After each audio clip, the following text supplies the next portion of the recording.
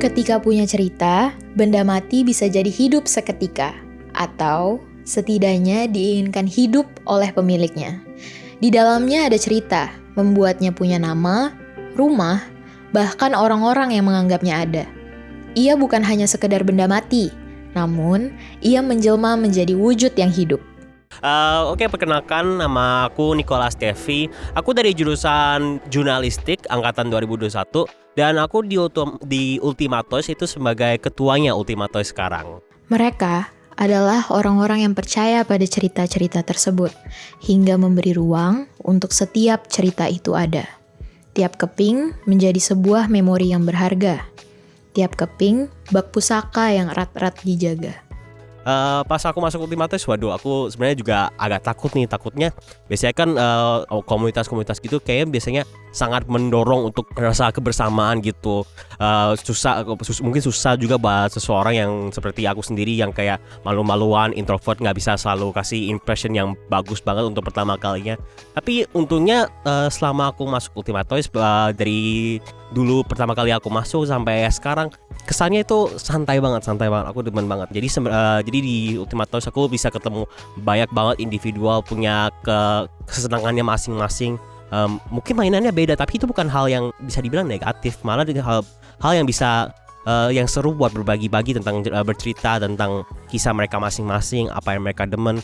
Mungkin yang aku demen juga tentang Ultima Toys itu cara buat aku buat kayak take things slow, dari mungkin kesibukannya ke perkuliahan, dan itu pun juga Natalnya juga sama untuk teman-teman aku di Ultima Toys. Sebenarnya sebelum koleksinya ya sebenarnya kalau bisa kayak gitu, sebelum aku mulai koleksi sebenarnya kita mulai ke tahap pertama dulu ya. Kenapa aku suka banget sama Mario Bros ya?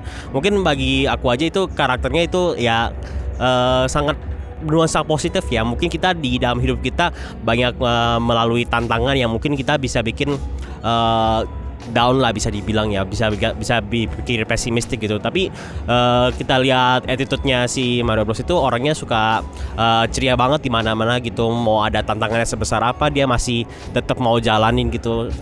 Bagi saya itu sebuah bisa bilang sebuah idola ya gitu, buat hadapin semua tantangan yang ada di hidup kita. Dia itu bisa sebagai idola saya, idola aku buat tetap ya mau seberat-beratnya tetap bangun lah gitu. Aku sih prinsipnya gini, kalau misalnya emang sesuatu yang aku demen, kenapa enggak gitu, kenapa nggak dimunculin aja gitu. Karena kalau misalnya aku ikutin apa yang aku demen, tapi apa yang orang lain demen tapi aku sendiri nggak demen, itu kayak istilahnya kayak nggak seru aja lah, nggak membunuh setiap hari lah gitu. Jadi sebenarnya gimana orang reaksi itu beda-beda. Mungkin pas SMA memang ada lebih ke rentan ke bullying sih, tapi itu pun nggak menghentikan aku buat tetap suka yang aku suka. Dan untungnya di perkuliahan mungkin secara tidak langsung masih ada suara-suara yang mungkin agak negatif ya, bisa dibilang ya. Tapi ada juga yang positif yang tentunya tentunya orang-orang seperti itu yang aku tetap mau deketin dan aku juga respect. Kita itu punya hobi yang serupa ya, bisa dibilang ya. Pasti ada banyak cerita lah kayak gituan. Tapi menurut aku sebenarnya iya, aku akuin sebenarnya itu secara ekonomis itu kurang bagus, dan tapi sebenarnya nggak selalu apa ya. Sebenarnya kalau misalnya tetap bisa bijak, tetap bisa dikesimbangkan dengan kehidupan pokok, sebenarnya itu bukan hobi yang sangat buruk banget sih. Kalau misalnya aku sendiri, sebenarnya ada banyak alasan buat koleksi mainan. Mungkin aku bisa sharing tentang aku sendiri aja ya. Kalau misalnya tentang aku sendiri ya, kembali lagi tuh Mario Bros itu idola aku sendiri. Mungkin orang lain juga punya idola yang masing-masing, dan mungkin idolanya itu merupakan sebuah karakter fiksi, sebuah benda, dan itu pun bagi aku pun itu tidak masalah gitu. Karena kalau misalnya emang objek itu emang sesuatu yang bikin kamu buat terus melalui hidup secara positif, kenapa tidak? Ada banget di tahap aku bosen. Malah dan justru itu justru sebuah kesempatan. Bukan yang berarti aku bosannya itu bukan yang berarti aku udah benar-benar udah enak banget ya. Mungkin istilahnya mungkin take a break dulu lah. Dan justru itu dimana positifnya kalau misalnya ada di dalam sebuah komunitas, kalau misalnya di dalam mungkin di kampus, di dalam sebuah UKM gitu, kita bisa ketemu dengan orang lain, kita coba interest orang lain gitu. Di situ kita mulai coba hal-hal yang mungkin di luar zona nyaman kita gitu. Mungkin untuk menambah koleksi mungkin akan ada waktunya. Kalau misalnya di masa depan ada tantangan, mungkin ada waktunya aku akan berhenti. Tapi untuk fotografi mainan, menurut aku sih tidak ya. Menurut aku sih tidak, karena itu ya bisa dibilang sebuah waktu untuk healing lah. Mungkin bagi banyak orang bilang mungkin sebagai healing buat ya, mungkin di tengah kesibukannya hidup itu. Mungkin kan aku kan juga kuliah nggak akan selamanya kan, pasti akan juga ada dia kerja. Dan itu pun seperti aku bilang tadi, bentuk ekspresi seperti itu ada sesuatu yang aku cinta banget dan tidak memerlukan waktu yang banyak, space yang banyak, dan menurutku sangat praktis aja, bisa dilakukan di mana-mana gitu. Ya mungkin dari namanya aja Ultima Toys. Jadi Ultima Toys itu sebenarnya UKM yang memusatkan hobi pada fotografi mainan.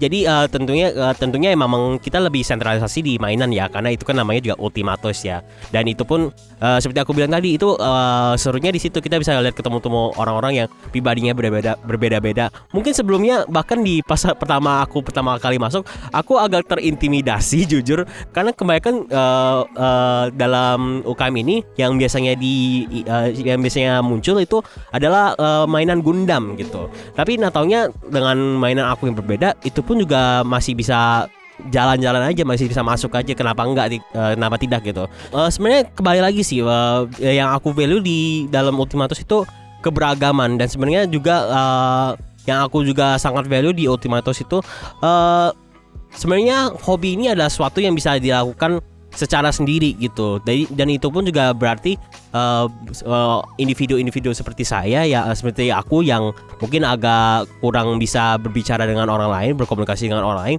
itu bisa secara nyaman tetap mengikuti UKM ini. Walaupun ya seperti aku bilang tadi kurang bisa berkomunikasi gitu. Tapi itu pun bagusnya itu dengan hasil-hasil foto kita itu pun juga masih bisa berkomunikasi tentang diri kita masing-masing gitu. Untuk harapan aku sih masing-masing kembali lagi seperti progres yang aku sudah laluin di periode ini, kita bisa diintroduce dengan mainan-mainan yang lebih bervariasi alias kita juga bertemu individu-individu yang makin bervariasi juga dalam interest mereka masing-masing gitu. Meski begitu, mata manusia tidak pernah terlalu luas untuk bahkan memahami cerita manusia lainnya kan? Selagi bermakna, selagi jadi cerita yang bisa kita simpan, mengapa tidak kita genggam erat-erat saja cerita yang kita yakini ada? Karena tidak semua manusia akan paham cerita yang tak ia punya. Dan cerita ini kita yang punya kan?